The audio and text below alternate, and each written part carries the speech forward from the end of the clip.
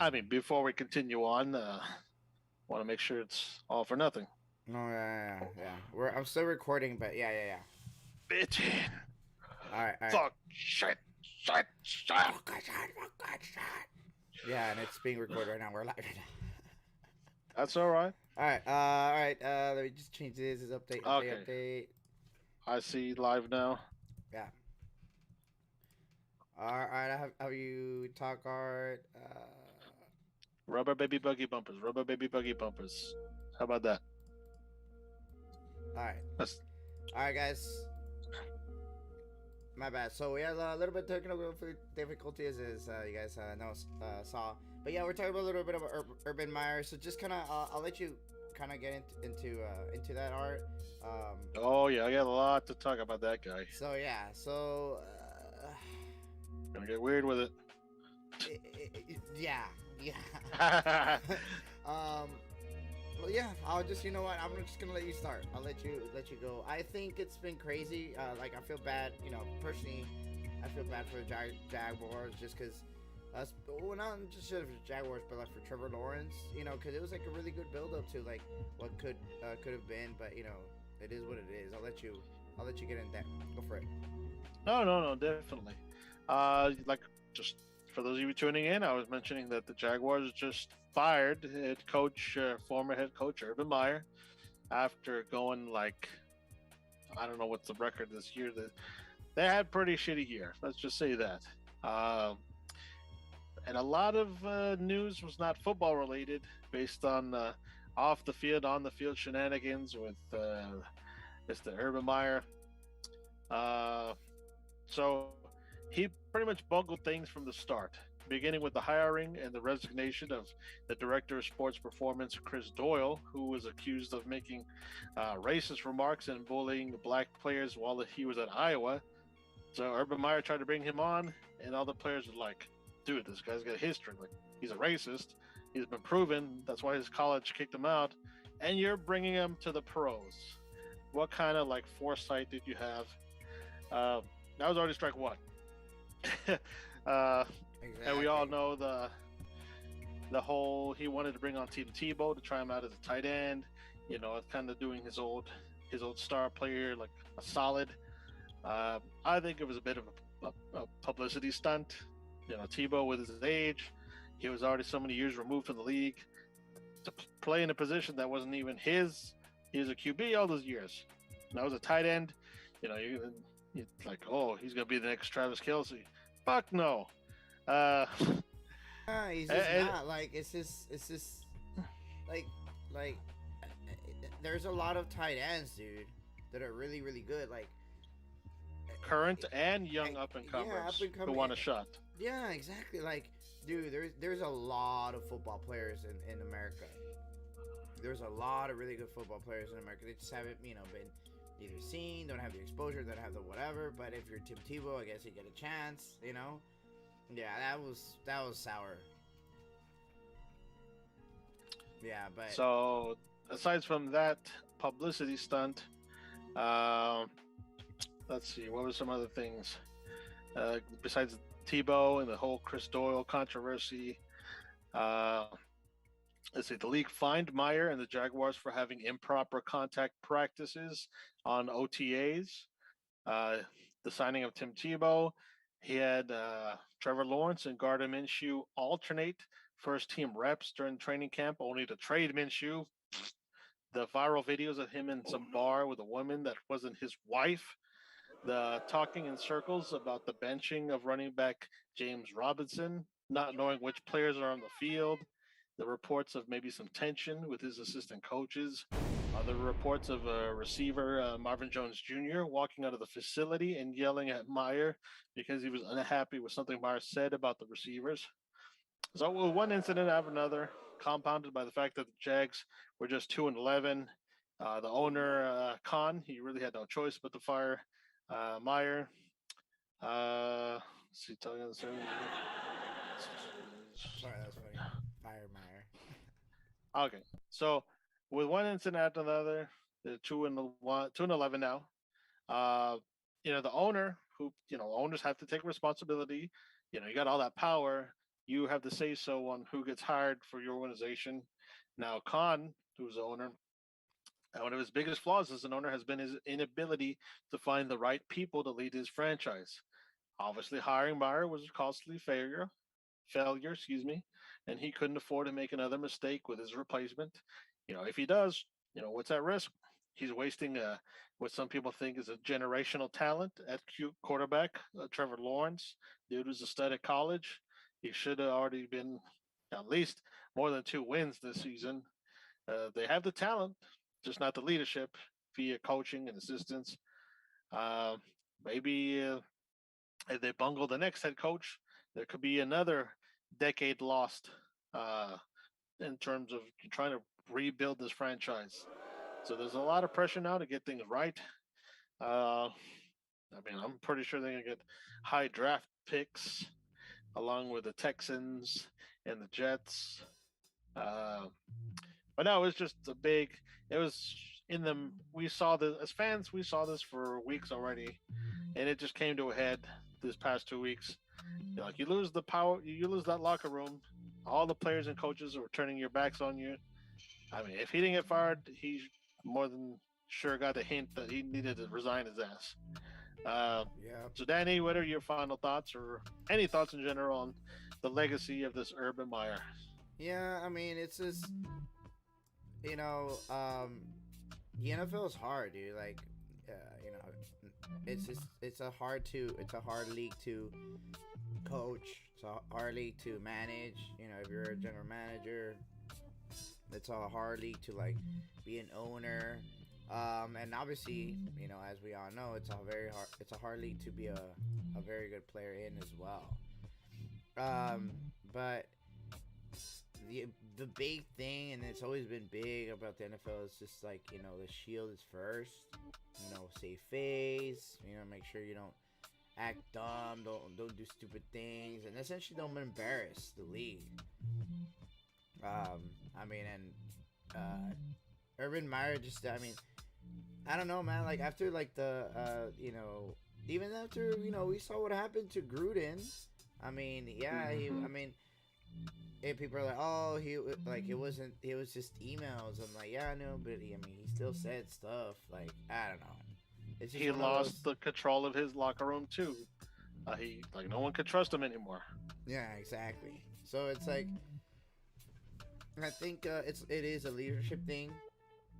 Because in the NFL, everyone's good. You can't say like, oh, put the Jaguars against like Bama or something. I'm like, no, dude, no. Everyone says that all the time. Nice stuff I was like, that. well, It's like, no, sure, put them against like the top.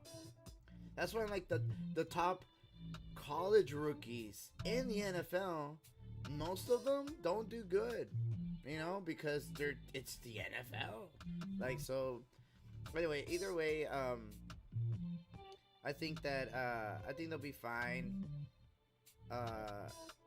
with Trevor Lawrence. I think that this might be the finding more for Trevor Lawrence, even though it's one of those things where like, you always, obviously for a quarterback, you need a good coach. But I don't think there's any good coaches out there right now, dude. Maybe hopefully there'll be like maybe a hire within the organization, Yeah, or like some assistant from another pro team. You don't have to necessarily go poach college football coaches from their programs. Just like find somebody who's established like an within the league. Yeah, with some defensive coordinator, offense coordinator. What if they get Kellen teams. Moore? Damn. That's not a terrible idea. Just like steal him from the Cowboys straight up like that. The dude's made the impact already with how things have changed already on that side of the ball. Or maybe Josh Daniels, like from the Pats. But I feel like Belichick might actually end up just handing them the reins like later on in the future or something. But I could just see him like in a Forrest Gump moment. I'm kind of tired now. Here, keys are yours. Oh, good luck. Here's my hoodie. Like slow motion. Here's a hoodie. Here's a hoodie. Wash it once a week. Once a week. Just right after the game. And he's like, after the game. Okay, man.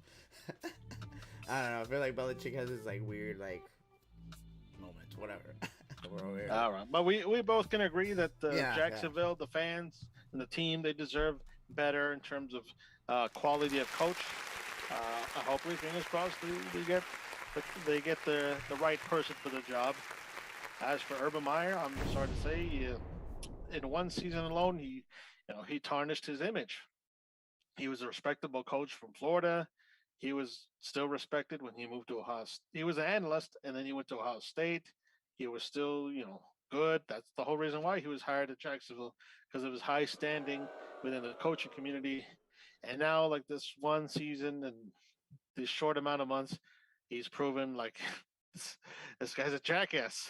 Well, not a jackass, but like he's made a lot of bonehead moves because he's gotten, I don't know, power hungry. I was gonna say, why do you think? I don't think it was money. I'm pretty sure he was making money already. Yeah, I mean, Ohio State, that's one of the top programs in the country for college. I don't know why the hell he would leave to get less power in one of the worst teams in the NFL. And he just goes crazy.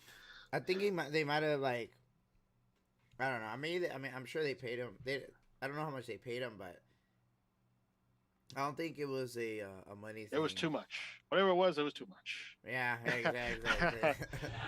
All right. I think that can summarize what we were talking about Urban Meyer. Obviously, we'll see where he goes, if anywhere. I think maybe he'll go back to college. I think so, too. Maybe do, like, or, he's looking pretty good. Well, we'll transition to college right now, but, he's looking pretty good through the transfer portal. South Carolina. South Carolina.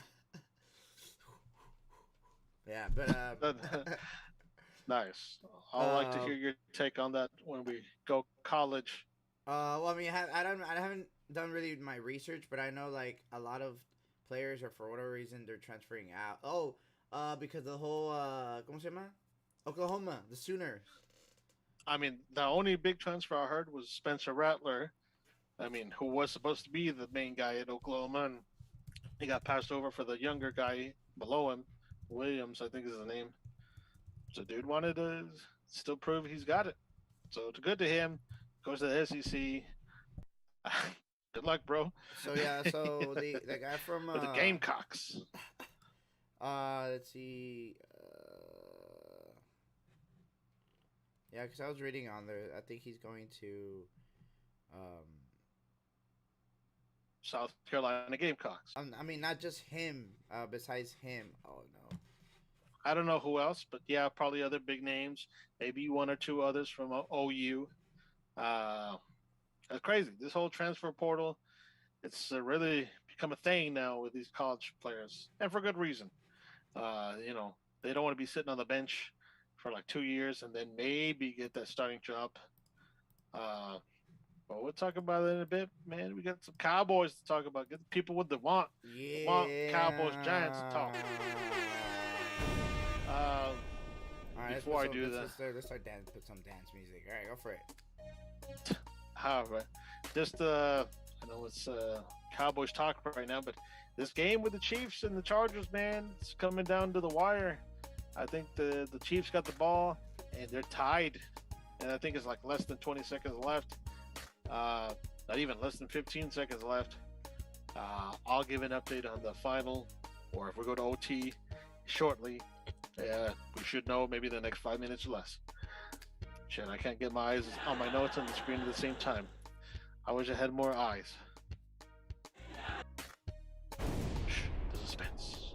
Shh, shh, shh, cha, cha, cha, cha, cha. Alright, bro. Well, while you go ahead and continue watching the game. Okay, here we go. Cowboys. No. So, obviously, Defensive Rookie of the Year, Micah Parsons, right? There's no argument there. Diggs can, make a pretty good argument, but don't think it's enough. Um, the Cowboys defense is really good. They're actually carrying the team a little bit more. People are looking down at Dak, saying like, no, he's not doing so good. I feel like analysts are so fucking obsessed with numbers, man. Stop. Yeah. Stats. You need to stop. You know what's the point of the game? It's not to entertain us. No.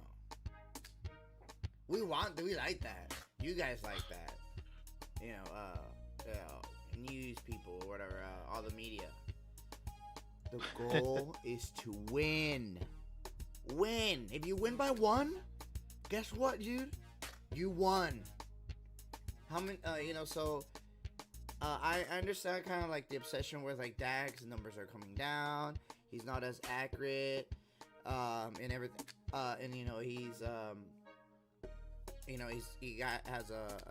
He's throwing a couple interceptions here and there. He's not making good decisions. It's like, whoa, he's not making good decisions. Like, is he throwing pick sixes? Is he, fumbling the ball? There's very bad quarterbacks in the NFL, like very bad, dude. And I feel like that because they're like, oh, comparing him to like Mac Jones. So like, oh well, Mac Jones, he can be like that type of player, but like maybe better, like and more elevated. And I'm like, no. The thing about Mac Jones is he has a really good coach, the best coach in the history of the NFL. One, and they have who's turns out to be a very good defensive coach. So imagine you have like a defense that's really good, so you just have to chill as a quarterback or whatever, right? And then you don't really have to, throw the ball to 3 times in a game. I feel like the Cowboys are kind of we like to throw blame a lot, right? And Zeke kind of brought it up a little bit. I like that he did that because they're saying that, oh well, you guys were doing better when you, Zeke, were running the ball, and now that you aren't, it's different. So he's like, no, well, as far as I know, there's still 11 players on the field trying to do one single thing. It's not the blame is easily be obviously it's the quarterback, right? Because Dak, you can say COVID, you can say everything. I think at the end of the day, it's just who controls all that, dude. Who controls all that in game? The coach. I think it's always been a coaching thing. I don't think McCarthy's a good coach at all. Good play caller, a good decision maker, time management, nada. Like I just don't think. Straight up, I don't understand why they wouldn't give it to Kellen Moore. I would just take the shot. Fuck it, might as well. I think I like Kellen Moore though as a offensive coordinator, so he's doing good with that. Dan Quinn with the defensive thing, we'll worry about that later. But I feel that the only thing that's holding back the Cowboys is in Dak. It's not Zeke. We get so obsessed with numbers. Dude, they can't. Not everyone can throw like 3 touchdowns, 500, 400 yards, and win by 30 like all the time. You just don't. You see the Steelers. You see Lamar. With the Ravens. That division, they don't win by much. What, 13-10? It's like 10-7. Like so. The fact they're saying like, oh, his numbers are reducing. He's regressing. No, I don't think Dak is regressing. I think he's learning, honestly. I think he's learning how to be a better quarterback. Just because he's not losing games. He did get a couple bad picks, a couple bad decisions. But he's not getting the pass protection he usually gets. Zeke is a little banged up. Pollard might actually be out for the season. Yeah, so it's like one of those where it's gonna really rely on Dak, and I feel like he is gonna come through. Like at the end, I don't know if he might win a playoff game or 2. He might win 1. I don't know about 2. Like by himself, like Dak is gonna win the game for us. I think he can do that at least once in the playoffs. But he just needs his team to step up. the defense is stepping up. They're doing really good. The offense is doing really good. It's just, you know, obviously the ground game has been little iffy, and then just the receivers just can't be dropping balls, dude. They just can't. Especially against like really bad defenses. I mean, you're playing the NFC East, dude. God. So that's the only thing. I think the Cowboys will do good. We'll figure out in the playoffs how we'll figure out the playoffs, the picture. You know, especially what works out best for them individually. The best matchup. I can see them playing a Cardinals or Rams. More like maybe more Rams, and that would be like god dang. So you know we'll see how that is, because it's a wild card, right? They would be playing the wild card people. Yes, yeah, division leaders usually do go against the lower wild card teams. Oh, You know, give the little guys a shot. yeah. So yeah, we'll see how that works out. But yeah, what do you think? Before I continue on our little spiel about the Cowboys, just an update on this Chiefs Chargers. It did, in fact, go into overtime. Looks like the Chiefs won the toss. They're currently on offense first. So if they score a touchdown, they can seal the game with a W. If the Chargers can hold them to maybe 3-0, and they score a touchdown or three, I think, then they can win the game. Right now, I think the Chiefs are at midfield, and they're kind of marching right now. I'm personally going for the Chargers. I want to see some drama in the league. I want to see both teams tied at was it? It would have been both would be 9-4, I believe, if in fact the Chargers come out with a W. So I'm not going to wood for that one. But going back to the Cowboys, yes, with Prescott's numbers being a little bit off this year, running back Zeke Elliott, he's dealing a bit with a banged up knee. The offensive line is mixing and matching different combinations, and Pollard is, questionable now, or maybe even not even going to come back. So the Cowboys' own offense, they've scored just 10 touchdowns in the past 6 games. To put it in context, they scored 23 touchdowns in Prescott's first 6 starts. So the Cowboys have a chance to clinch the NFC East with a win Sunday against the Giants, whom they beat back in October, scored 44-20. Prescott, I mean, he has won 8 straight starts versus New York. It has 20 touchdown passes against the NFC rival. I don't think they're much of a I don't see a threat. But then again, a few weeks back, I didn't think the Broncos were a threat when they went to Arlington, and they that made me shut the hell up. So no game is a guarantee. Some Cowboys to watch out for this game. Linebacker, your boy Micah Parsons. He's 2.5 sacks from tying Jevon Kearse's rookie record of 14.5 back with Tennessee in 1999. Now Parsons, the first round pick from Penn State, has at least 2 sacks 3 times during his 6-game run of at least 1 sack. Who was 2 shy of Kearse's rookie record of 8 consecutive games. Parsons is the first rookie in 15 years to get at least 12 sacks and 3 forced fumbles. So definitely that guy's been, a steal. We got him on the steal.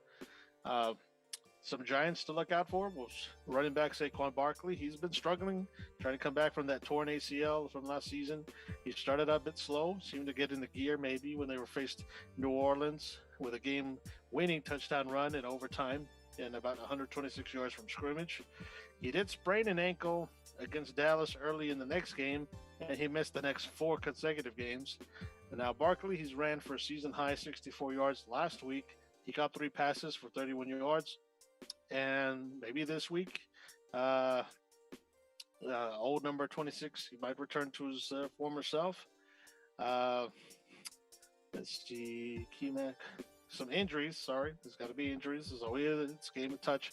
As the Cowboys, the left tackle, Tyron Smith, will miss his 4th game because of a left ankle injury. The perennial Pro Bowler was out 3 consecutive games earlier in the season. He re-injured it Sunday. The Cowboys hope backup running back Tony Pollard can maybe even return after missing a game with a foot injury. Wide receiver Cedric Wilson is likely out after entering COVID-19 protocols on Monday.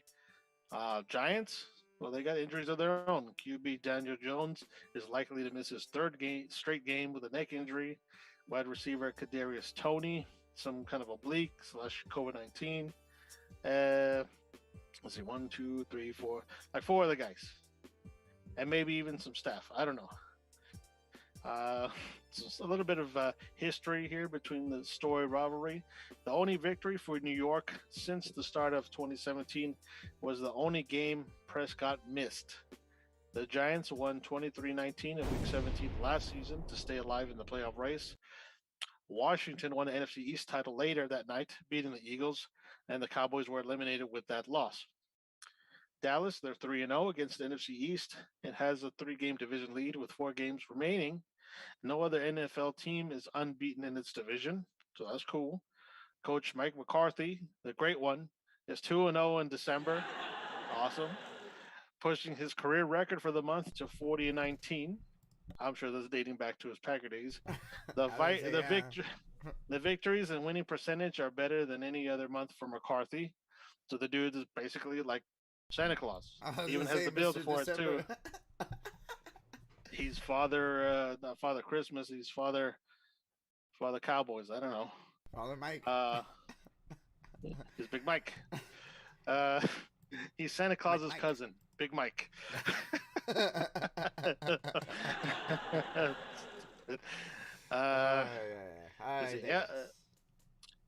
Let's see. Zeke Elliott has reached 100 yards rushing 4 times in 28 games since the start of 2020. It's by far the longest sustained drought for the 2-time rushing champ, who has been slowed by a troublesome right knee for weeks. Wide receiver CeeDee Lamb, he needs 15 scrimmage yards for 2,000. That's cool.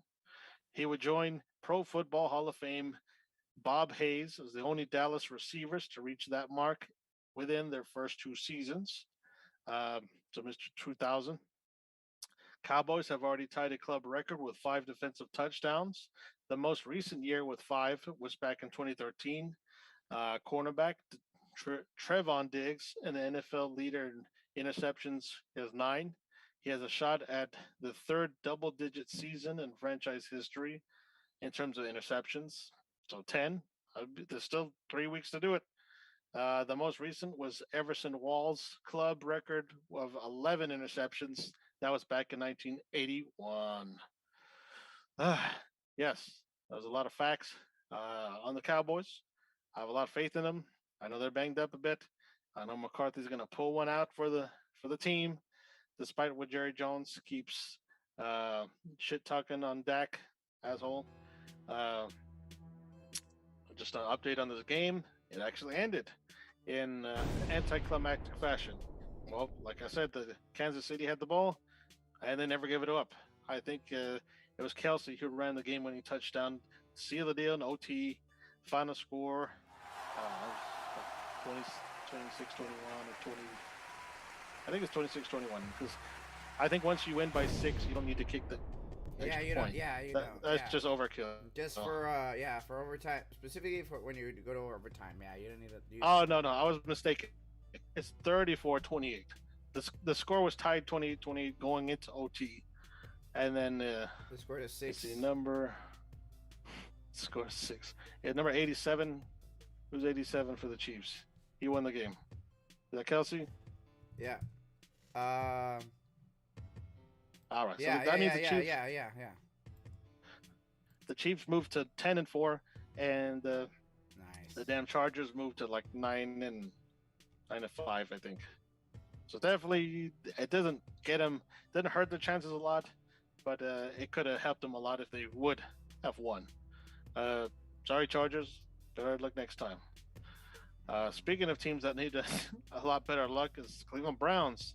Can't catch a break. Their backup QB, Case Keenum, remember that guy?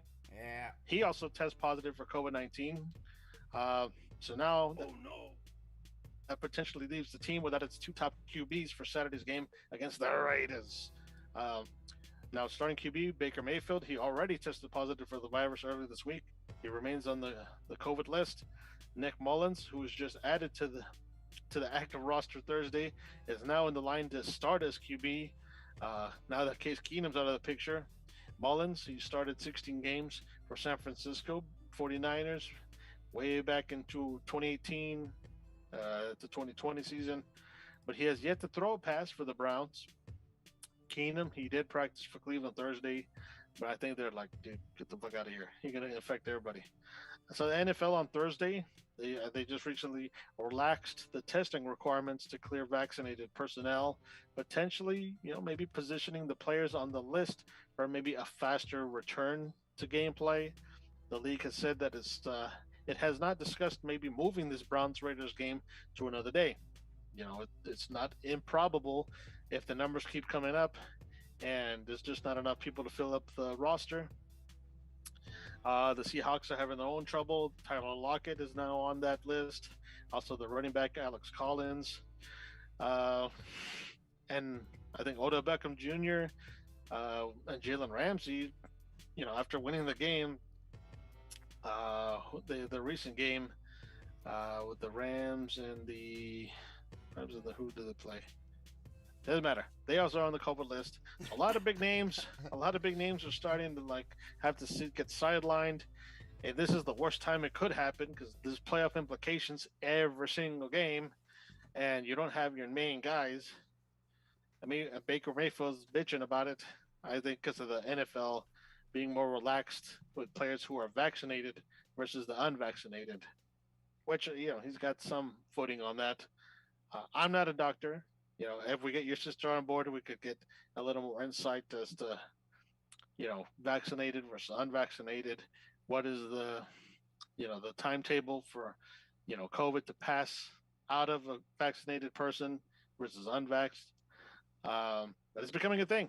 Yeah, it's fucking the shit up. Like straight up, like it is.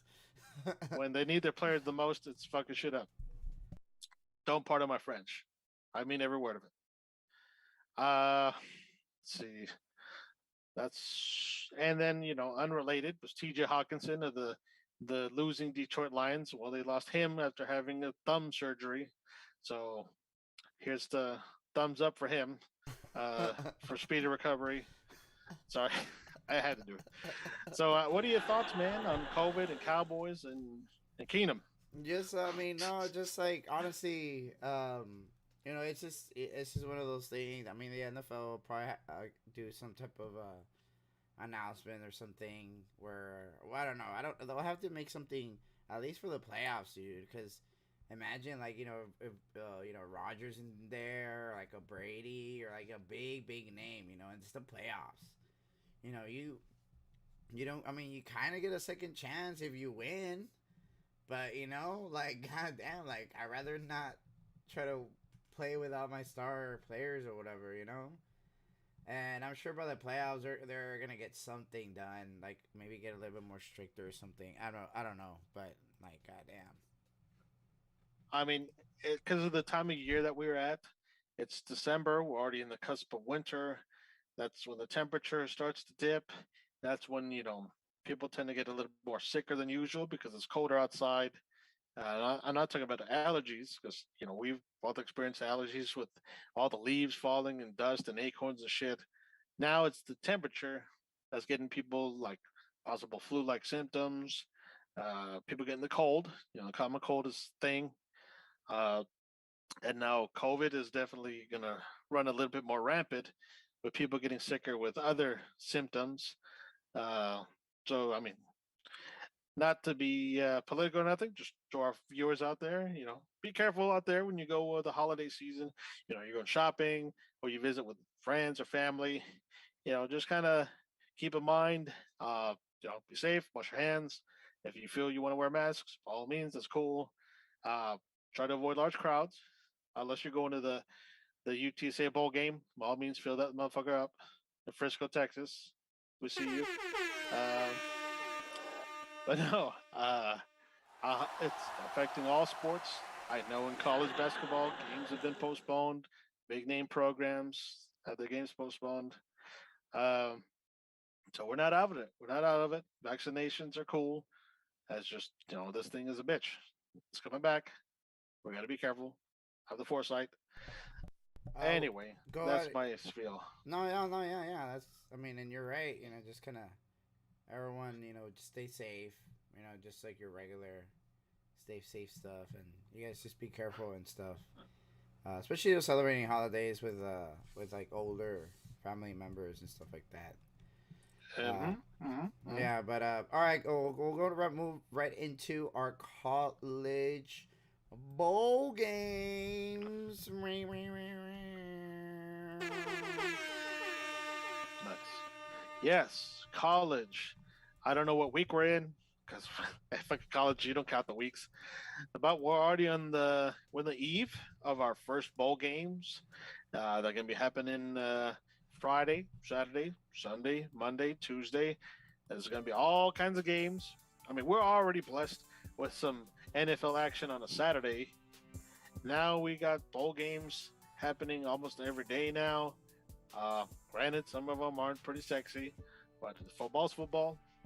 Uh, I'm sure some of them have their breakout stars. I mean, whatever your pro football team is, I'm pretty damn sure a lot of those guys aren't from Division One schools. Some of the guys are from like just random high school academies. You see them when they now we're going to introduce the offensive line of the fucking Philadelphia Eagles. Here's all Texas State West, our, our fucking Tulsa Academy. The fuck school is that? But he's a pro. Yeah, So yeah. definitely, there's some diamonds in the rough with some of these programs of the lesser teams. So it should be a lot of fun to watch these bowl games. Um, just to give you a heads up on what to look out for this weekend. Uh, starting on processing. Okay, Friday, December 17th. That's tomorrow. Friday. That's tomorrow. What do we do? What do we do tomorrow? At noon, early ass game, you get the Bahamas Bowl. Um, who are the lucky players and coaches and staff spending fucking winter in the Bahamas? You got Middle Tennessee and Toledo. What time? I don't at noon on ESPN. I don't have a breakdown of the game, but lucky bastards in the Bahamas. Fuck them. I'm sure, I'm sure it'd be an awesome game. If you got nothing to watch in the afternoon, by all means, watch Bahamas Bowl. I was gonna say, if you're like during lunch or something like that. Like, I mean, I don't know. I guess, yeah, go for it. Just watch the score. Hold So on, besides go slow because I'm gonna write them down. So okay, that's okay, once Bahama again Bowl. Okay. Bahamas Bowl, Middle Tennessee versus Toledo. All right. Well, I'm not gonna put the teams. I'm just gonna put the.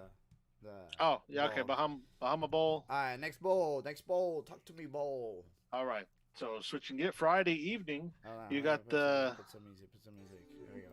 Go for it. Friday evening. You got the Tail Greeter Cure Bowl. That's TAIL GREETER. Tail who names them. greeter. I shit you not. That's the name. You can double check it. Tail Greeter Cure Bowl. I don't know what the hell a tail grader is, but they sponsored in a bowl. They got the money to do it. There you go. All right. That's featuring the talents of Northern Illinois. They're not bad in their own division. Versus Coastal Carolina. The Cure Bowl. Yes. Oh. Or just the Cure Bowl, sponsored by Tail Greeter. Maybe that's what they meant to say. Yeah. Okay, yeah. Northern Illinois and Coastal Carolina. The Chanticleers. Those are the Coastal Carolina. It's actually a rooster. Chanticleer is a rooster. What's the name of like a fictional rooster from like old like folk tales, and it's stuck. So they're not the Gamecocks. Oh, they're like. It's a rooster. That's yeah, what some rooster. Yeah. But no, they were like undefeated last year. They were essentially like the UTSA last year. They were under the radar, undefeated, but no one gave them a shit about them because they were a lower school. Yeah. I mean, this year they weren't undefeated, but they still like were ranked for the first couple of weeks. I think they were undefeated for quite a while, and then they dropped off. So yeah, that's the Friday evening, the Cure Bowl, not the band, actual Cure. Northern Illinois, Coastal Carolina. Saturday, if you're not watching the NFL games, Saturday there's some two bowl games. First in the 11 a.m. is the Boca Raton Bowl, sponsored by RoofClaim.com, featuring some of the UTC rivals, Western Kentucky versus Appalachian State. Right? Western Kentucky was who y'all beat for the championship. Yeah, they're the essentially we would have been there, which you could argue is a better bowl, but whatever. That's that's neither here nor there. It wasn't the Boca. It's a different one that I'll mention shortly that y'all felt you should have deserved. Yeah. But no, Saturday at 11 a.m. Boca Raton Bowl. Not too long after. So it's actually 11 a.m. Eastern time, so it's noon for us. Just so you know. I could care less. The other game that's happening almost simultaneously is the Celebration Bowl, sponsored by everyone's favorite phone company, Cricket. Celebration Bowl. That's South Carolina State. I can see in the banner, South Carolina, and then the small caps State. Bait and switch. Versus Jackson State. Oh, man. I don't even know there was a Jackson State program. Cool. I feel like we should know who Jackson State is, though. No. They don't have any important people there. No, okay. No. So just to reiterate, Saturday, the Boca Raton Bowl, and then the Celebration Bowl, like cricket. South Carolina State, Jackson State, almost about the same time. That's good, actually. Get the two college games earlier in the day, and that way, from the afternoon to the evening, is the pro football. Oh yeah, that is true. So they planned it right. They weren't gonna fucking compete with a Raiders game. Oh no, wait, I spoke too soon. There's actually there's like six, 5 more games. Yeah, 5 or 6. All right, let me speed it up a bit. No, there's about 4 more. So the Boca Raton Bowl, Celebration Bowl, in the afternoon around 2:15 maybe or 1:15 is the New Mexico Bowl, sponsored by PUBG Mobile. That's featuring the talents of UTEP, UT El Paso, and Fresno State. Pretty good. Should be pretty good. Yeah, not bad. I mean, it's like one of those, those bowl games where like you get that random quarterback or running back or receiver that's like gonna do like really good or whatever, like in the that you'll never know until you see him like that one time in the NFL, whatever. But yeah, that's that. I feel you, and I mean, I always mention, if it's a team, no matter what sport, if it's a team based out of the state of Texas, I'll definitely give them a good rooting for them. I'll root for them. So UTEP, I'll support you in your bid to beat the hell out of Fresno State in that New Mexico Bowl. Fresno State. I don't know where the hell Fresno State is. It sounds like California. The Fresno State. It's in Albuquerque, New Mexico. Oh, I'm sorry. Wait, Fresno State, the university, right? That's what I just have Fresno State here. Yeah. I thought you meant the game, the actual where they were playing. No, at. The bowl is New Mexico, somewhere in New Mexico. Yeah, Fresno State is over there. Yeah, the Fresno State Bulldogs. They actually have like a. It's actually kind of funny because like there's a gang named after them. I don't know. I watch Gangland. I watch Gangland too much. But yeah. Cool. That's for that one. All right, and then next bowl. Okay. After the New Mexico Bowl, you have the game that a lot of UTSA fans felt they should have been selected for, based on the opponent, is the Independence Bowl, sponsored by Radiance Technologies. Independence Bowl that's featuring the likes of your all's rival, University of Alabama Birmingham, the Dragons, who y'all beat, versus BYU. 3:30, ABC. BYU, man, they've been ranked pretty decently throughout the whole season. They got a very good program over there. Definitely a team out of Utah. I mean, a lot of the Utah teams, the University of Utah, Utah State, and BYU, they're not to be fucked with. Don't get them wrong. Yeah, yeah, yeah, So that yeah. was definitely a higher caliber opponent, and UTSA should have had a shot at them.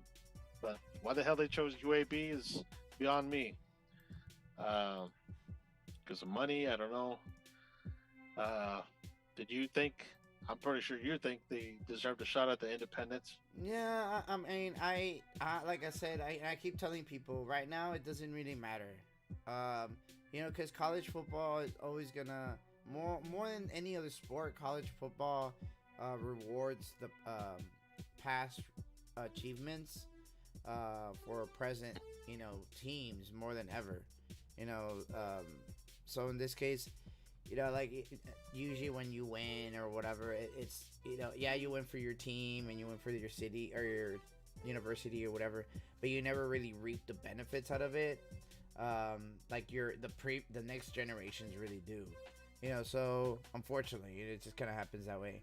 But I think that like I said, this time around, I mean, we could have gone a bit. I could have probably gotten a better bowl game, honestly, but it's not, honestly, it's not about this year. It really is about next year. Next year we really have to hit it hard. That we have a chance to play UT, dude.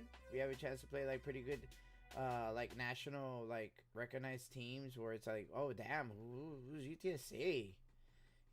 Especially because, I love like certain ESPN people, announcers, and he actually, one of my favorite announcers, messed the name of UTSA up. He said Ooh, USTA, but whatever. And then he said it the multiple audacity. times. Yeah, and then he actually went back, and it was funny because he actually went back and said, "Oh, sorry guys," and USTA. Oh yeah, I know I said that before. I just want to correct everyone. I feel it's actually UTSA, as you can obviously see on their shirts. The recognized fool. I was like, for real, dude, espérate. So Right.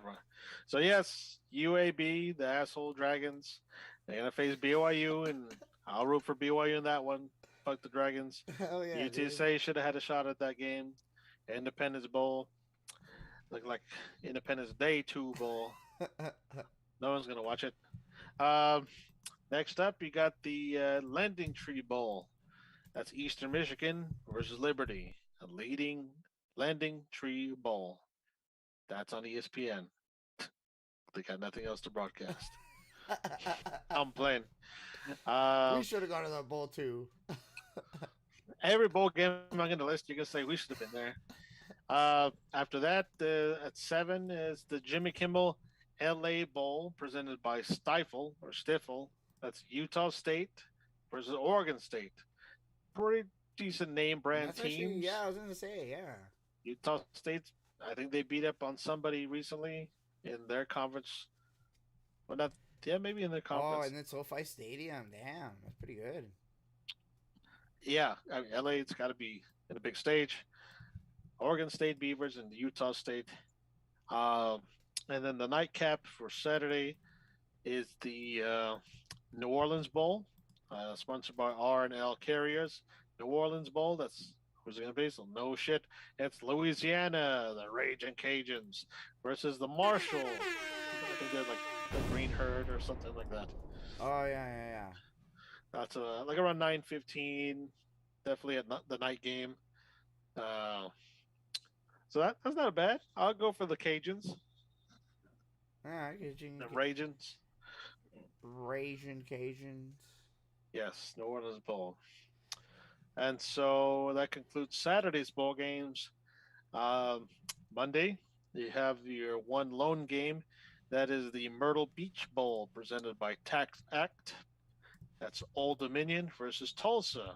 I think another rival of UTSA, right? Y'all face Tulsa.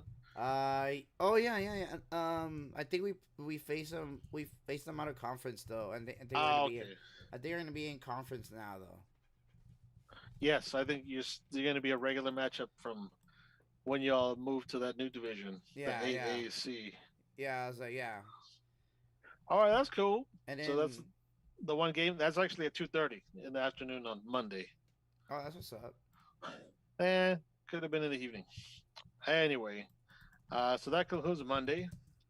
Tuesday, we got two bowl games, one of which is one we're going to be heavily looking out for. But the first one in 3:30 is the famous Idaho Potato Bowl. That's Kent State versus Wyoming. The Cowboys. I think Wyoming is Cowboys. I don't know what the hell a Kent State is. The way you Cool. said it, like The Kent, Cowboys. Wyoming. I had Kent, no idea. Kent State versus Wyoming. Like, god damn, like what is that? It's like, all right, pop quiz. Name me the cities where Kent State University and Wyoming are located. Like, god Chile. damn. So can I get answer choices? For real. All right. So after watch that game, if you even want to watch the game, you get the more sexier game, prime time. Obviously, you could have gone better, but you got what you got. It's the Tropical Smoothie Cafe Frisco Bowl, or just Frisco Bowl for short, in Frisco, Texas, of all places. It is your own UTSA Roadrunners, yeah, those Yeah. guys, versus the San Diego State Aztecs at 7:30 on ESPN this upcoming Tuesday. Yeah, make Probably sure one. you guys are there. No, you don't have to be there. But you guys make sure you guys watch it. Tweet. Frisco? Where's Frisco located in the state? Frisco, Texas. Frisco, Sounds Texas. I sounds think like west. we should go, bro. Like at least go tailgate. Tawitas. No, I work, but Yeah, I think fucking Tuesday night. oh, we should go. We should go. We'll do the show there. Shut up. Well, I'm looking at where the hell is Frisco. I mean, the state of Texas is a Oh, big motherfucker. down part of Dallas Fort Worth metro area. Oh hell no. Yeah, that's a little bit too much of a drive. Yeah, it's a little far. But that's cool. Shit, Uh, my sister's over there. Maybe I'll tell her to go all means, yeah. live live feed or live stream over there. Yeah. So just a little context in this game that we've been looking forward to. It's Frisco, Texas. It's the Toyota Stadium. Um, UTSA, sadly, they're 12-1. Sorry about that one. Fuck UNT. Um, so some players to watch. Quarterback Frank Harris. Harris has made some massive plays for the Roadrunners in what has been a spectacular season for him. In 13 games, Harris has been 66% completion rate with nearly 3,000 yards in passing, 25 touchdowns, and 5 interceptions. He also has rushed himself for 565 yards and 6 touchdowns, and even had a receiving touchdown during the season.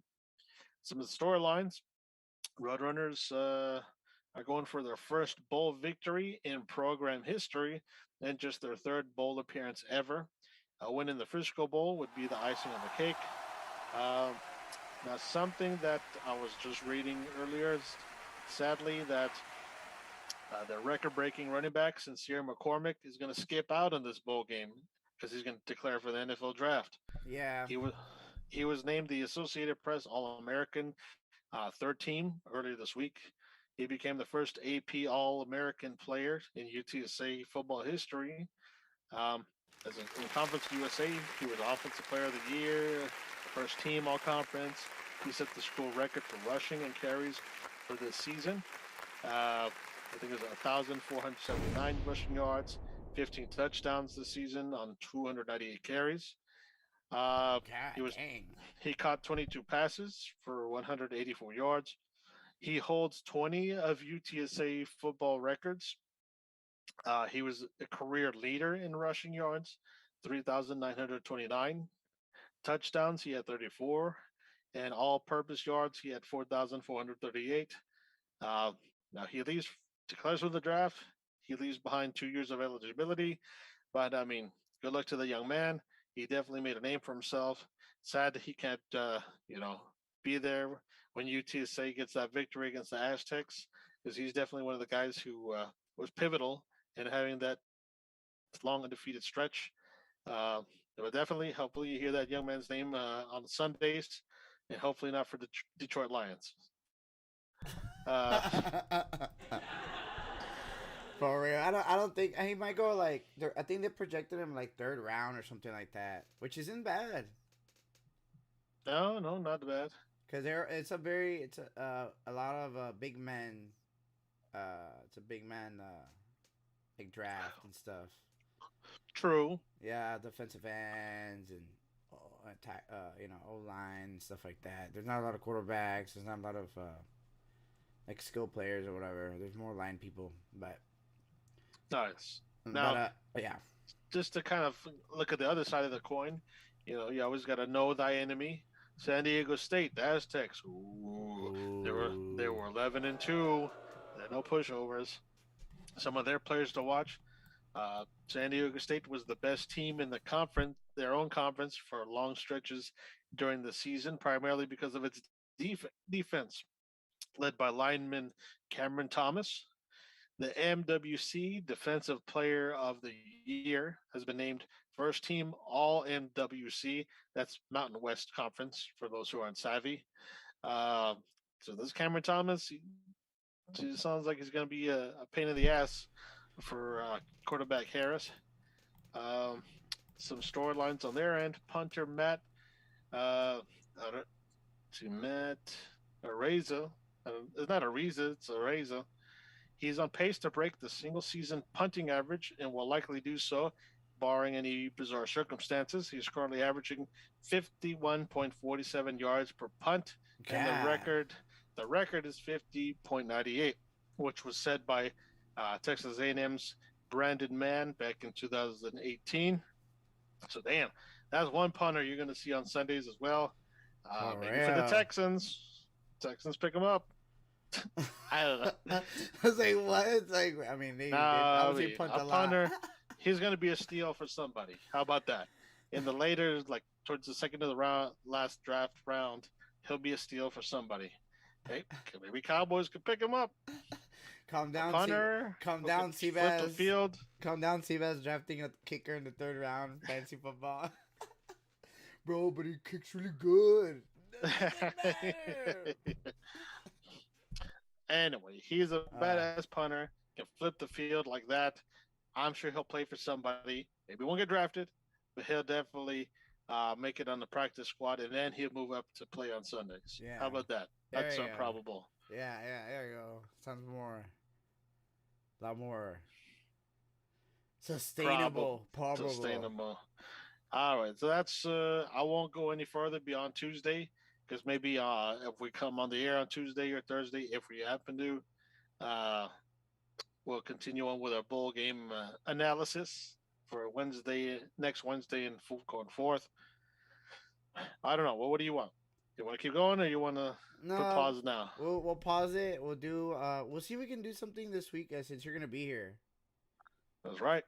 The show's on the road. Yeah, we might do a show on the road. Because we have to do some testing with new equipment.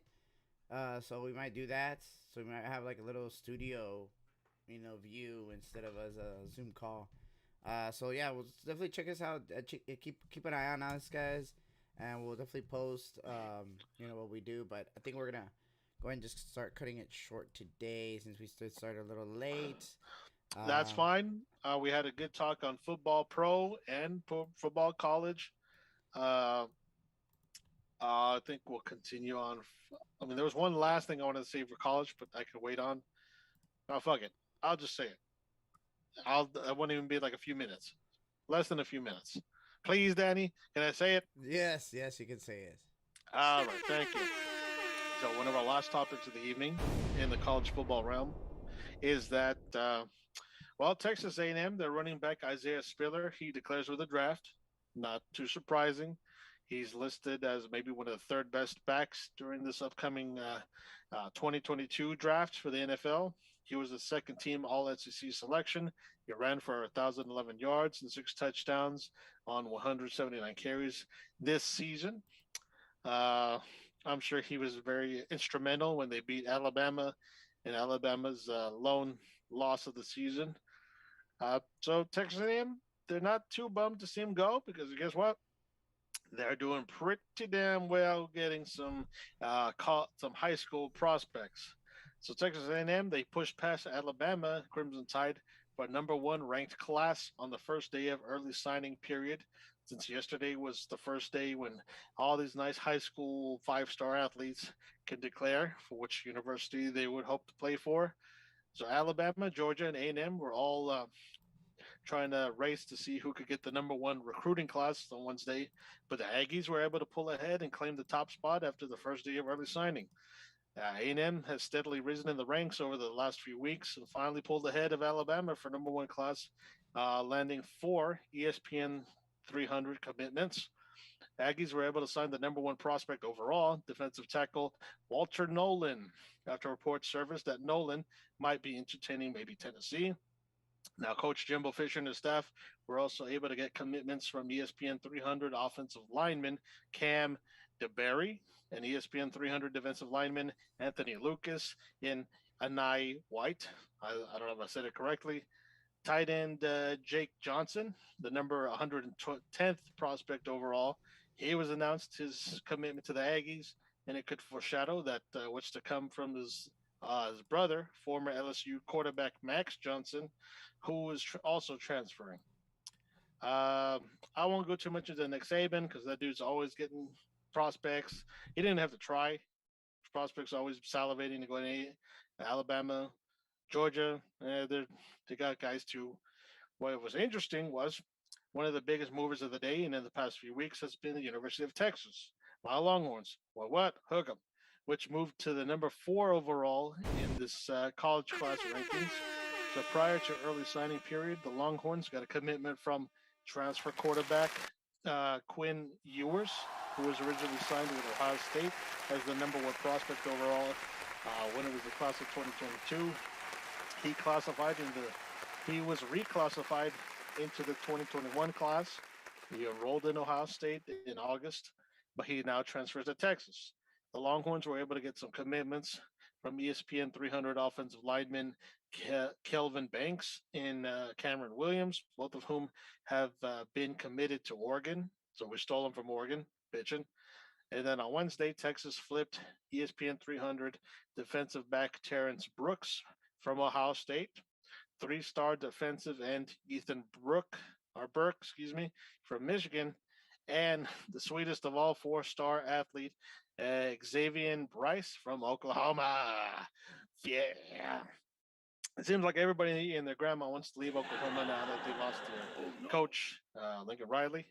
I think you were talking earlier about their former QB, Spencer Rattler, going to South Carolina now, taking his talents to the SEC. I think maybe another OU guy went with him. Other OU prospects are going to USC to follow Lincoln Riley. I mean, because that was the dude who was the pitch man. I mean, I want to play for that guy. Not so much the program. I want to play for that guy. So now repercussions are happening. OU is starting to feel the domino effect. But yes, Texas benefited. That's good. I don't think it's been a while since we had a good recruiting class. We definitely needed the talent after a bit of mediocrity in the second half of this college season. Missed out on the bowl game, but I don't blame Coach Sark. It's his first season. He's barely getting his new staff and everything, getting the ball rolling. Now I think just for the name Sarkisian, I'm sure that's what was a draw for all these high school athletes. That's just my opinion.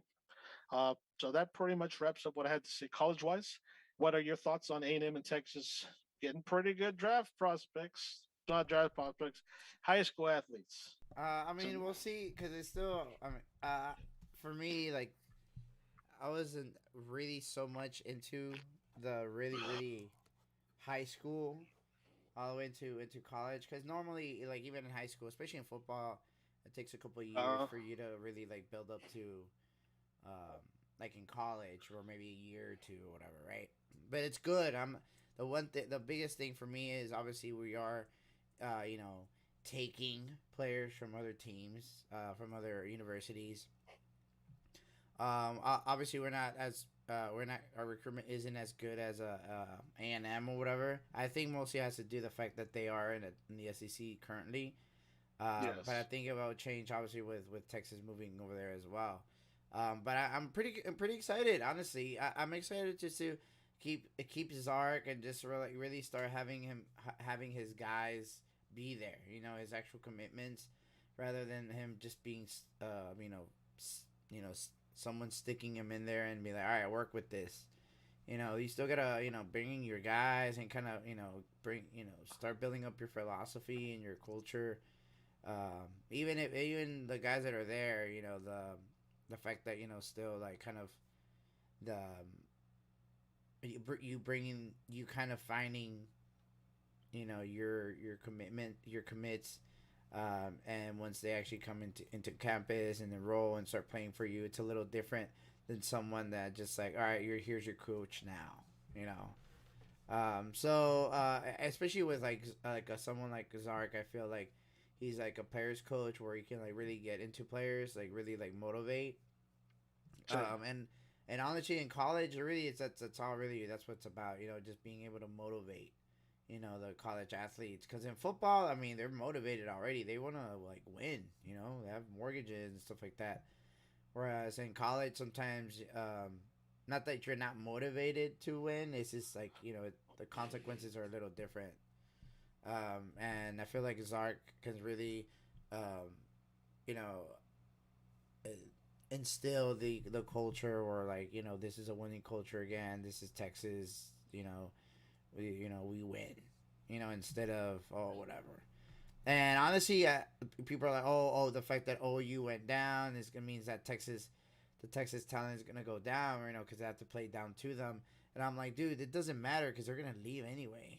I mean, that's just the bottom line. So that's just my thoughts on that.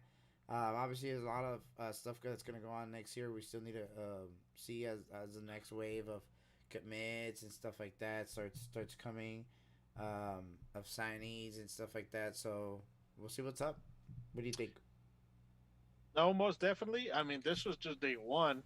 There's, I don't know how many more weeks that, other big name stars of high school are going to commit to, other universities. Um, Transfers are still in the works. Uh, with the dominoes that fell, the big dominoes was the coaching carousel. You know, as the what's his face Kelly, not Chip Kelly. Was it Chip Kelly? Brian Kelly. Brian Kelly. I know Kelly was in there. New coach at LSU, new coach at Ohio State, new coach at USC, new coach at I don't know, Miami, Florida. Well, both Florida and Miami, new coaches. So those new coaches, those are the dominoes that fell. Now players are like, all right, he's my coach, or he's a guy I wanted to play for. Now that he's at a bigger school, fuck yeah, I want to try to get on board now. So transfers are going to happen in more draft, more high school prospects are going to start signing their letters of intent. All right. We'll follow all that action later on. In our next episode, I'm sure I'll cover our bowl games, players who miss out on bowl games. I said the running back at UTSA, Kenny Pickett for Pittsburgh Panthers. He was a Heisman run-up. He's declaring for the draft. Now, Coach Mike Leach, for his own team, he's been bitching about players missing bowl games. We'll get into that drama. I was like, we'll get into that later, Arturo. I'm saying, I'm giving a preview. We're going to talk about that next time. So a lot of good talk next time. But we got to wrap up. Spurs, we love you. We'll talk about you next time. Don't worry, you're going to beat up on the Jazz. I know it. All right, take us home, Danny. I was like, there's a lot of going on. I really need to get you. I really need to get sound for you, because there's a lot of things that go on with sound that have to get guided into. You know what I mean? Yes. Yeah, I feel you. All right, guys. Real quick. No. My computer's like slowing down. Yes. We stumbled a little bit in there. All right, guys. This was me. That's it for this week's episode. Hope y'all can chill with us next week. Go ahead and follow us on Facebook, Twitter, Instagram, and YouTube. Check out our podcast, Apple Podcast, Spotify, and iHeartRadio coming soon next year. Thank you so much to our sponsor. Music provided by Studio 13th Day. This is Danny BMD signing off, saying you ladies to all bringing home art. Thank you very much, Dan. Lesson of the day is, if you're looking for coaches, stay away from Urban Meyer. You know why? Because his, I don't know. I said, stay away from Urban Meyer, because motherfucker already expired. I don't know. Something that rhymes. Devil Dog Detailing, San Antonio. Get your interior cleaned up. Love those guys. Devil Dog. So remember, sports are great, but need nothing with y'all the fans. This is episode number 87. Till next time, folks, be cool, stay safe, and keep on listening to Mezzo Forte Sportz.